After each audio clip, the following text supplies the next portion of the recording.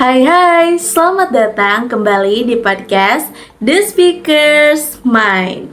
Bareng lagi sama aku Amalia yang bakal nemenin kamu selama beberapa menit ke depan. Teman-teman, tahu nggak sih video kali ini adalah learning journal pertemuan ke-15 sekaligus menjadi LJ terakhir aku di mata kuliah Public Speaking.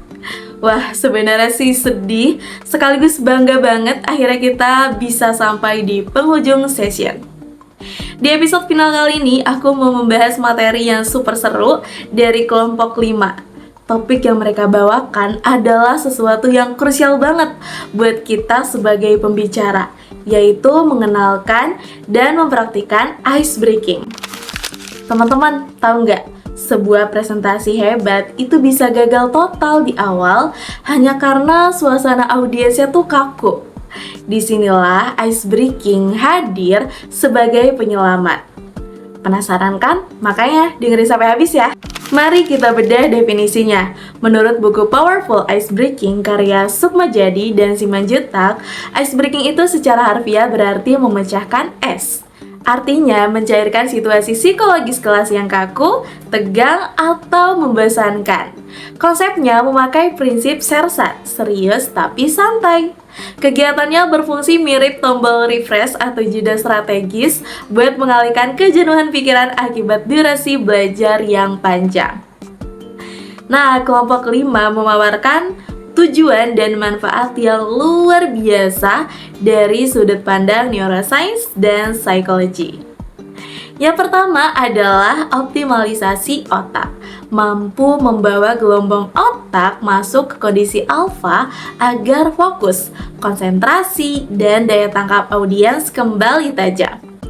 Kedua, penyegaran suasana, mengubah kelas yang pasif menjadi dinamis, menghilangkan stres, dan rasa ngantuk. Karena biasanya audiens tuh kalau materinya udah terlalu padat, dia bakal ngantuk teman-teman. Ketiga, pencairan suasana, menghapus sekat canggung dan melatih rasa percaya diri peserta. Lalu yang keempat, aspek kognitif dan dinamika kelompok. Menstimulasi berpikir kreatif, melatih respon spontan, serta merekatkan kerja sama tim. Tips penting untuk kita setiap 10-15 menit sisipkan ice breaking atau aktivitas singkat supaya fokus audiens tetap terjaga dan suasana nggak terasa monoton. Fungsi ice breaking itu sangat luas, mulai dari mencairkan suasana di awal, membangun keakraban, menghilangkan jenuh di tengah sesi, hingga menjadi pengantar atau penutup materi. Dan ada 9 jenis ice breaking yang bisa kita gunain nih. Yang pertama, yel-yel. Nah, ini tuh sangat umum banget ya, tapi cukup efektif loh untuk meningkatkan konsentrasi dan semangat. Ada model monoyel satu arah dan ada juga model yang interaktif. Yang kedua, tepuk tangan. Mungkin ini nggak disadari, tapi ini juga merupakan ice breaking. Paling mudah dilakukan tanpa persiapan ribet, seperti teknik kata balas tepuk tangan. Selanjutnya ada lagu, bisa berupa lagu anak yang ceria atau gubahan lirik berisi materi pelajaran. Yang keempat, gerak badan, menggerakkan tubuh agar aliran badan tuh lancar dan proses berpikir kembali segar. Yang kelima ada humor, cerita lucu yang memicu tawa agar suasana tuh mencair. Yang keenam adalah permainan atau games. Paling bikin heboh tapi pembicara harus memperhatikan faktor keselamatan, waktu, peralatan, dan nilai edukasi. Jadi bukan asal ngegame aja. Terus yang ketujuh adalah cerita atau dongeng, berupa dongeng motivasi, nasihat, atau cerita jenaka. Nah, yang kedelapan adalah sulap. Sangat menarik perhatian walau butuh trik khusus. Kesembilan adalah audiovisual, memanfaatkan media modern seperti pemutaran video, motivasi singkat. Lalu bagaimana teknik penerapannya? Ada 2 cara, yaitu secara spontan dan direncanakan. Teknik spontan itu dilakukan tiba-tiba ketika pembicara melihat audiens tuh udah mulai nggak kondusif.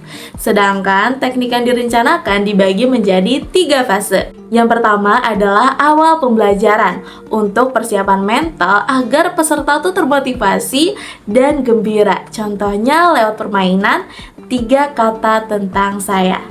Yang kedua adalah inti pembelajaran, disisipkan di tengah materi secara singkat agar tidak mengganggu fokus utama. Bisa menggunakan jenis tepuk tangan atau lagu.